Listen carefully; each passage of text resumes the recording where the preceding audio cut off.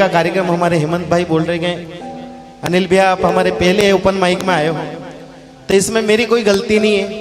उन्होंने पहली बार बुलाया तो मैं पहली बार ही आऊँगा, तो दूसरी बार बुलाते तो दूसरी बार आता। वैसे मेरा तीसरा ओपन माइक है। और हमारे मेरे भैया कहाँ गए सेन जी, उन्होंने बहुत प्यारी बात कही मेरे लिए कि हल्दी में से आ रहे हो, तो मैं उनको बता दूं हल्दी में से नहीं आ रहा हूं, मैं बहुत जल्दी में से आ रहा हूं। थोड़ा माहौल उस हिसाब का। दूसरी चीज उन्होंने तारीफ की मेरे चप्पल की, तो चप्पल के बारे में मैं बता दूं कि प्रोग्राम के बाद मिलना, इसके अंदर सलमान खान की फोटो है, गौर से दिखाऊंगा मैं आपको।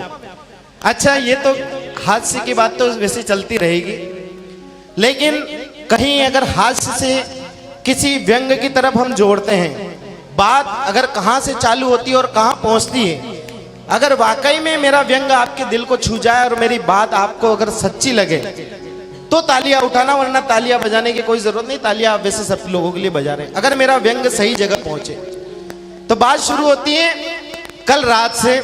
कल रात की 3 बज रही थी, मेरी पत्नी ने मुझे उठाया, बोले उठो। मैंने कहा क्या हो गया? बोले उठो है। मैंने कहा क्या हो गया? बोले एक बात बताओ। मैंने कहा क्या? कि आदमी की पूछड़ी होती तो क्या होता?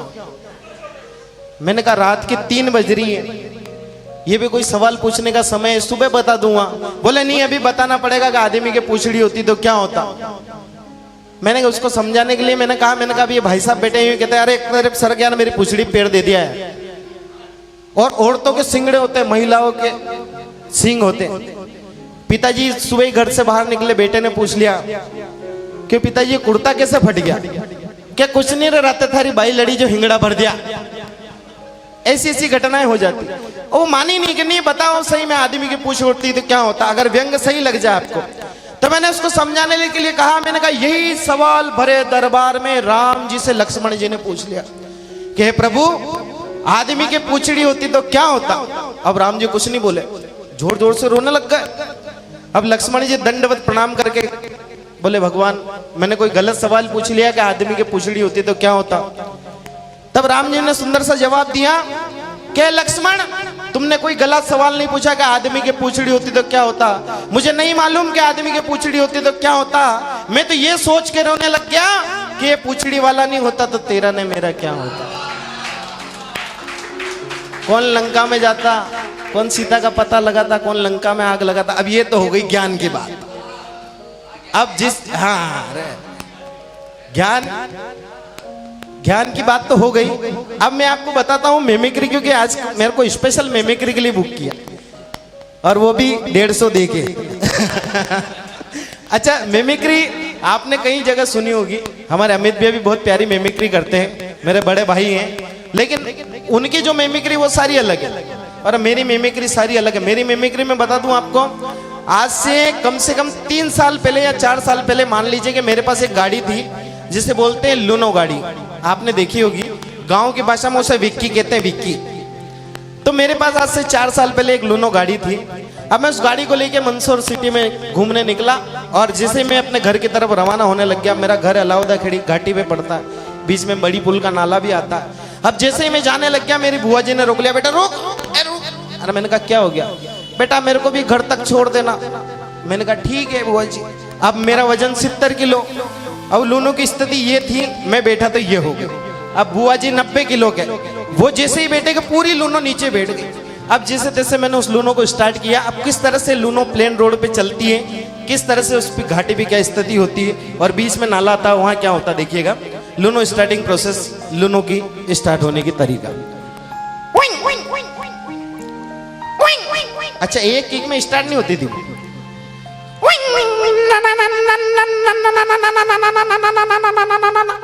अब ये स्टार्टिंग प्रोसेस है, रोड पे नहीं चलती, रोड पे चलने का अलग तरीका था।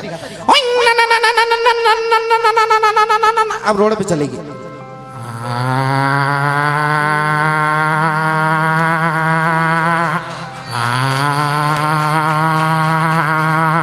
अब थोड़ी घाटी है, उसको थोड़ा जोर है।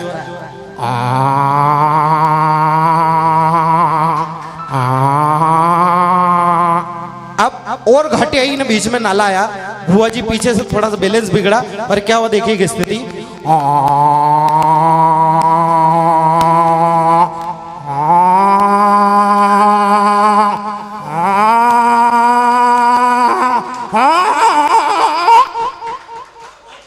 गाड़ी भी नाले में, बुआ जी भी नाले में, मैं भी नाले में। अब मैं तो जैसे तैसे निकल गया बाहर, बुआ जी को जेसीबी से निकालना पड़ा। लूनों का आज तक पता नहीं चला। कुछ घटनाएं ऐसी हो जाती है वाकई में।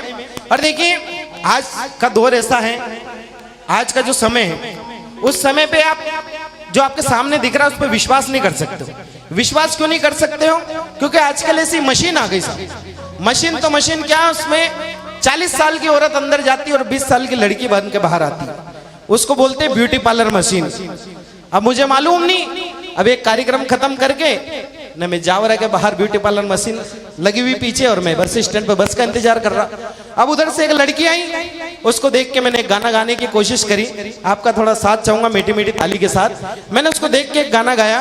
मैंने कहा रफ्ता रफ्ता देखो आंख मेरी लड़ी है, रफ्ता रफ्ता देखो आंख मेरी लड़ी है, आंख जिससे लड़ी है वो पास मेरे खड़ी है, रफ्ता रफ्ता।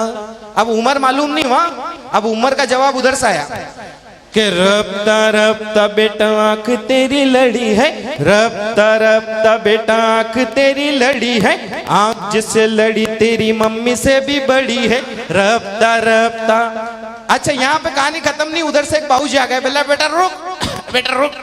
60 साल के बाबूजी। मैंने कहा क्या हुआ बाबूजी, आपको क्या तकलीफ? कि बेटा तेरे को एक बात बोलनी। क्या? कि रफ्ता रफ्ता बेटा आंख तेरी लड़ी है, रफ्ता रफ्ता बेटा आंख तेरी लड़ी है, तेरे लिए नहीं वो तो मेरे लिए खड़ी है, रफ्ता रफ्ता। थोड़ा पसंद आ रहा हो तो मीठी मीठी ताली बजा दो थोड़ा। तो कैरी ऑन रखू, नहीं तो नंबर बहुत सारे बाकी है। बाकी है ना, बाकी है ना, वही कह रहा हूं। तो देखो छोटी सी रचना से जोड़ के मैं माइक छोड़ना चाहूंगा। एक छोटी सी रचना, क्योंकि वैसे मैं कवि हूं, छोटा सा, ज्यादा बड़ा नहीं हूं। हमारे बीच बहुत प्यारे प्यारे पोएट हैं आपके बीच आज, लेकिन मुझे मालूम नहीं कि इससे पहले किसने क्या सुनाया। मैं तो अपना माल बेचने पे विश्वास रखता हूं। तो मैं आपको एक छोटी सी रचना से जोड़ना चाहता हूं। रचना तो क्या है, मेरे साथ हुई घटना है, और घटना भी ऐसी ऐसी हो जाती है कि उसके अंदर हाथ से ढूंढना नहीं पड़ता, अपने आप निकल के बाहर आता, अपने आप निकल जाता है। तो मैं आपको बता दूं वो घटना मेरे साथ क्या हुई कि एक कार्यक्रम में मैं और मेरे कुछ चंद साथी, मतलब चंद कलाकार, हम जैसे ही प्रोग्राम वाले के वहां पहुंचे, उसने सारी व्यवस्था बहुत प्यारी करी, खाने की व्यवस्था अच्छी करी, नहाने की व्यवस्था अच्छी करी। अब इधर प्रोग्राम में जाना समस्या एक, लेटरिंग एक, फ्रेश होने की जगह एक, कलाकार 15। अब जैसे ही मैंने क्या किया कि अब अपना तो माहौल बनाने का टाइम है, मैंने शंकर छाप रगड़ी और माहौल बनाया। और जैसे ही मैं जाने लग गया कि अपने अमित भाई आ गए। बोले बेटा रुक, अरे रुक। मैंने कहा क्या हुआ? बोले यार पहले मेरे को जाके कॉमेडी करनी पड़ेगी, तेरा काम आराम से, तू जल्दी तैयार हो जाता, पहले मेरे को जाने दे। मैंने कहा ठीक है आप चले जाओ। अब ये चले गए। थोड़ी देर बाद अपना और मौसम खराब हुआ, इतने थोड़ा मौसम खराब हुआ, इतने जैसे ही मैं जाने को हुआ ये बाहर निकले ना, इंस्ट्रूमेंट वाले आ गए, बजाने वाले। अरे भाई साहब रुको रुको रुको। मैंने कहा क्या हो गया? अरे हमको थोड़ी जल्दी, हमको इंस्ट्रूमेंट पहले लगाने पड़ते हैं। मैंने कहा ठीक है आप भी चले जाओ। अब थोड़ा और मौसम गड़बड़ाया, बादल के साथ, मतलब गरज के साथ ओले पड़ने की संभावना भरपूर हो गई। मैंने कहा ठीक है आप भी जाके आ जाओ। वो जाके आ गए, और जैसे ही मेरा जाने का तीसरा नंबर लगा, और इधर से एक लेडी सिंगर के भैया मेरे को थोड़ा अर्जेंट है, मेरे से सहन नहीं होता है, मेरे को तो जाना ही पड़ेगा। मैंने कहा अब तो आप ही जाओ। कि क्यों? मुझे ऐसा लग रहा कि मुझे तो नहाना ही पड़ेगा। जिसके समझ में आई वो ताली बजा सकता है बिंदास।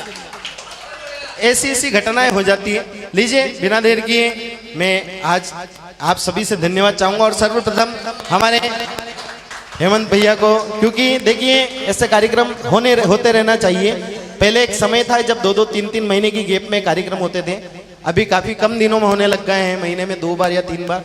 तो ऐसे चलते रहना चाहिए, और आप सभी लोगों का साथ मिलना चाहिए। आप सभी का थैंक यू वेरी मच, और हमारे हेमंत भैया का भी थैंक यू।